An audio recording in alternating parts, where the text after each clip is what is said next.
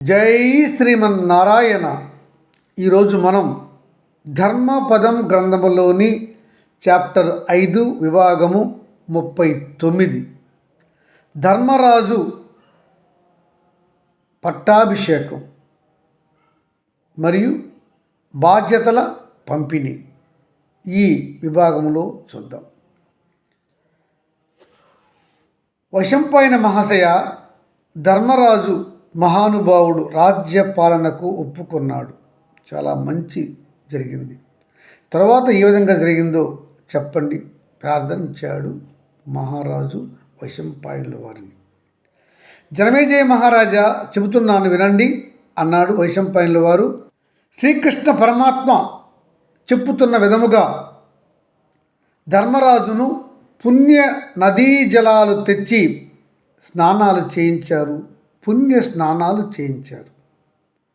బంగారు పల్లకితో తీసుకుని వెళ్ళారు. బంగారు సింహాసనాన్ని చేయించారు. ధర్మరాజును సింహాసనంపై కూర్చుండబెట్టాడు శ్రీకృష్ణ పరమాత్మ.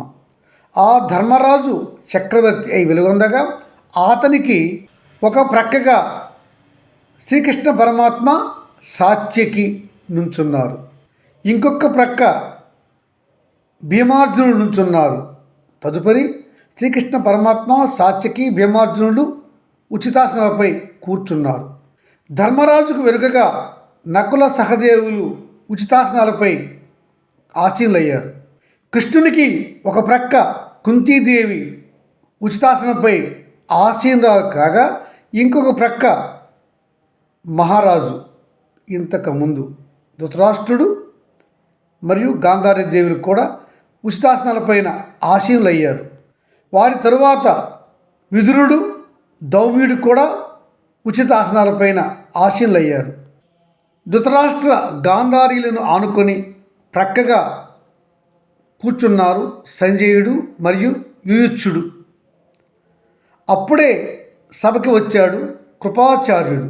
కృపాచార్యుడిని గౌరవంగా ఆహ్వానించి దౌమ్య మహర్షి ప్రక్కన అతనికి ఉచితాసనంపై ఆసీనులుగా చేశారు. ఇలా ధర్మరాజు యొక్క పట్టాభిషేక మహోత్సవ సభ ఇంద్రసభను మించి ఉన్నదా అని అందరూ అనుకుంటూ ఉన్నారు.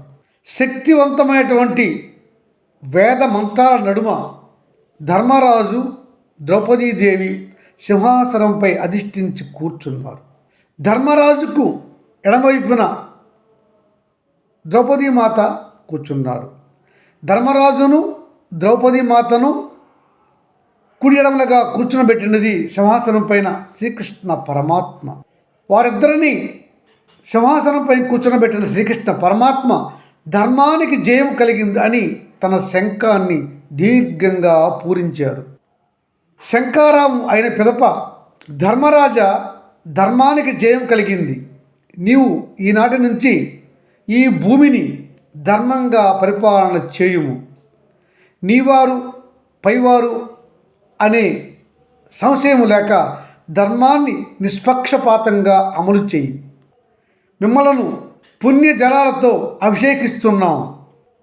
అలా శ్రీకృష్ణ పరమాత్మ ఆ పుణ్య దంపతులను పుణ్య జలాలతో అభిషేకించి దీవించిన తరువాత ధృతరాష్ట్ర మహారాజు, గాంధారీ దేవి కూడా వారిని పుణ్య జలాలతో అభిషేకించి దీవించారు. అలా ఉత్తమ రాజులు, ఋషులు, మునిపొంగవులు అంతా వచ్చి ఉత్తమ జలాలతో ధర్మరాజు, ద్రౌపదులను అభిషేకించి దీవించారు. తదుపరి పట్టాభిషేకానంతరము ధర్మరాజు శ్రీకృష్ణునికి కృతజ్ఞతాంజలి చేశాడు. తదుపరి తన పెదనాన్న ధృతరాష్ట్రునికి, పెదతల్లి గాంధారీ దేవికి పాదములకు ప్రణమిల్లి నమస్కరించాడు. అక్కడనే అతడు మొట్టమొదటి మహారాజుగా అధికార ఉత్తర్వు జారీ చేశాడు. అదే అతని మొట్టమొదటి ఉత్తర్వు. అది ఏమనగా, ఈ పూజ్యుడు నా పెదనాన్న, ఈ పూజ్య స్త్రీమూర్తి నా పెదతల్లి ఉత్తమురాలు. ఈ ఇరువురు నాకు తల్లిదండ్రులతో సర్వసమానము. వీరు ఇంతకుముందు ఎట్టి గౌరవ మర్యాదలతో ఉన్నారో ఇక నుండి కూడా వారు అట్టి గౌరవ మర్యాదలతో ఉండవలెను, ఇది నా శాసనము అని ధర్మరాజు చెప్పాడు.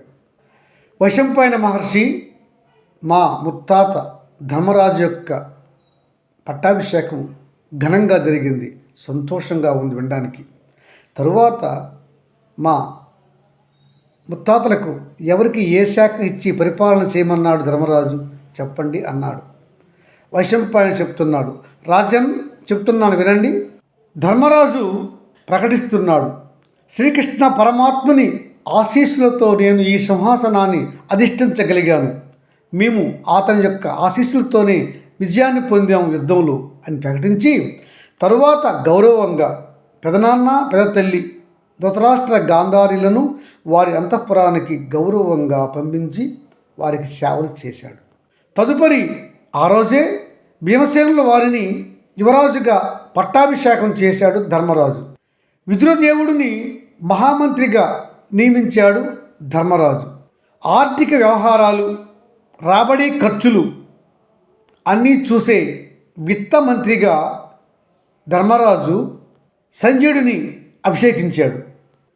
కురు సామ్రాజ్యానికి అవిధేయులు, శత్రువులు, వారిని అణిచివేతకు, రాజ్య విస్తరణకు, సైన్యాన్ని బలోపేతం చేయడానికి, అన్ని ఇతర దేశాలతో విదేశీ వ్యవహారాలు నడిపేందుకు గాను, గృహ మరియు విదేశ వ్యవహారాలన్నీ చూసేందుకు గాను అర్జునుల వారిని మంత్రిగా అభిషేకించాడు ధర్మరాజు. రాజోద్యోగుల జీతభత్యాలు, ఉద్యోగ నియామకాలు వ్యవహారాలు, సైన్యం నియామకాలు వ్యవహారాలు జీతభత్యాలు, ఇతర ఖర్చుల చెల్లింపులు, మొత్తము ప్రభుత్వోద్యోగుల నియామకములు, పర్యవేక్షణ, క్రమశిక్షణా చర్యలు అన్నిటికీ చూసేందుకు గాను నకులుడిని మంత్రిగా అభిషేకించాడు ధర్మరాజు. యజ్ఞ యాగాదుల నిర్వహణ, ఉత్తమ బ్రాహ్మణుల రక్షణ, పేదల అన్న సంతర్పణ నిత్యం జరిగే విధముగా, వేద శబ్దాలను నిత్యము రాజ్యంలో వినిపించే విధముగా, వేదములు శృతులను ఆరాధించే కార్యక్రమాలు జరగాలి. దానికి గాను మంత్రివర్యులుగా దౌమ్యుల వారిని నియమించాడు ధర్మరాజు. ధర్మరాజు చివరగా సహదేవుడిని పిలిచి, సోదరా, నీవు నాకు రక్షణ కలగజేయాలి. నీవు నాకు ఆంతరంగిక రక్షకుడిగా ఉండు, మరియు అంతఃపురానికి నీవు రక్షకుడిగా ఉండు. ఈ శాఖలు నీవు నిర్వహించు అని చెప్పాడు సహదేవుడికి ధర్మరాజు. తదుపరి ధర్మరాజు సంజయుడిని, తమ్ముడైనటువంటి యూత్సుడిని, విదురుడిని పిలిచి, మీకు అప్పగించిన శాఖల బాధ్యతలతో బాటుగా మీరు దయచేసి తగు జాగ్రత్త హెచ్చరికలతో ఉండి రాజ్యానికి వచ్చే ముప్పులను చూస్తూ నాకు చెప్పాలి. మీరు రాజవంశ లాభాన్ని, నేను మంచి ఉత్తమ మహారాజుగా ఉండడానికి చేయవలసిన ధర్మాలు, క్రతువులు అన్ని విషయాలు నాకు చెప్తూ ఆ పనులు పర్యవేక్షణ చేసే బాధ్యత మీరు తీసుకోండి. నాకు రాజ్య పాలనలో ఎప్పటికప్పుడు సమాచారం ఇస్తూ నాకు మార్గదర్శనం మీరు చేయండి. నేను ధర్మంగా చేయవలసిన పనులు ఏవైనా మిగతా ఉంటే మిగిలి ఉన్న వాటిని కూడా నాకు జ్ఞాపకంలోకి తీసుకురండి అని వారిని ఆదేశములు విజ్ఞప్తి రెండూ ఇచ్చాడు. తన భార్య మహారాణి ద్రౌపదీదేవిని పిలిచి, ద్రౌపది, నీవు ఉత్తమురాలు, ఎన్నో కష్ట నష్టములు ఓర్చి నేటికి మాతో మహారాణివై ఉన్నావు. నీకు ముఖ్యమైన విధి ఏమిటంటే, నా తల్లి కుంతీదేవి చాలా బాధలు పడింది. ఆమెను నువ్వు గౌరవంగా చూసుకోవాలి అని చెప్పి తన తల్లి బాధ్యతలు తన భార్య ద్రౌపదికి అప్పగించాడు ధర్మరాజు. తదుపరి ధర్మరాజు దౌమ్యుడిని, ఉత్తమ పురోహితులు, బ్రాహ్మణులను ముందుంచుకొని నదులకు వెళ్ళి తన 5 కుమారులకు, తన అన్న కర్ణుడికి, మహావీరుడు గొప్పవాడు అయిన అభిమన్యుడికి శాస్త్రోక్తంగా శ్రాద్ధ కర్మలు అన్నీ నిర్వహించాడు. అలాగే తదుపరి ధృతరాష్ట్ర మహారాజు పెదతల్లితో వారి కుమారులకు శ్రాద్ధ కర్మలన్నీ ధర్మంగా నిర్వహింపజేశాడు ధర్మరాజు. ఆ తదుపరి ధర్మరాజు తృప్తిగా శ్వాస తీస్తూ శ్రీకృష్ణ పరమాత్ముడిని కలిసి ఇలా అంటున్నాడు సంతోషంతో. లక్ష్మీ వల్లభ శ్రీకృష్ణ పరమాత్మ దేవాదిదేవ, నీవు నాకు బావవే కాదు, శ్రీమన్నారాయణుడు అని కూడా నాకు తెలుసు. నీ కృప, నీ దయ లేనిసో మేము ఈనాడు కురుక్షేత్ర యుద్ధంలో విజయం పొందేవాళ్ళము కాదు. అది నాకు 100% తెలుసును బావా. నీవు ధర్మానికి మొదటి ప్రాధాన్యం ఇచ్చావు. ధర్మంగా మమ్ములను యుద్ధంలో గెలిపించావు. నీవు ధర్మాన్ని ఈ భూమిపైన సుస్థిరం చేయడానికి అవతరించిన మహాత్ముడువు నారాయణుడు అని మాకందరికీ తెలుసు కృష్ణ. నాటి మా తండ్రి ఈ సామ్రాజ్యము ఈనాటికి మాకు వచ్చింది. దానికి మేము కృతజ్ఞత చెప్పాల్సింది ఎవరికో కాదు, నీకే. ఎందుకంటే నీ వల్లనే మాకు ఈ సామ్రాజ్యం ఈనాడు వచ్చింది. నేను, నా తమ్ములు, నా భార్య ఎన్నో ఇడుములు పడ్డాం. నేటికి మాకు న్యాయం జరిగింది. దానికి కారణము నీవే శ్రీకృష్ణ.